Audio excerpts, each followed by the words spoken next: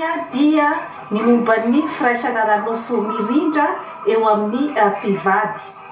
ary faly manolotra koa zany ny fiarabana ny mpifankatia rehetra eran-tany zany amin'izao fa 4 febroary izay volan'ny mpifankatia zany. Ka ny antony iresantsika zavatra ohatran'izany eto amin'ny fandaharana Jeanne Forest Santé dia tsara fantatritsika fa antoky ny ataontsika hoe fahombiazana eo amin'ny fanambadiana ny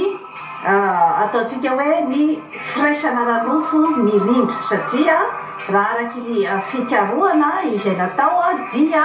eo amin'ny 50 isan-jaton'ny ataontsika zany hoe fahombiazana ao amin'ny tokantrano zany dia ny firaisana ranofo dia ny 50 isan-jato zany ao ny miditra ny ataontsika zany hoe ny resaka ekonomika, ny resaka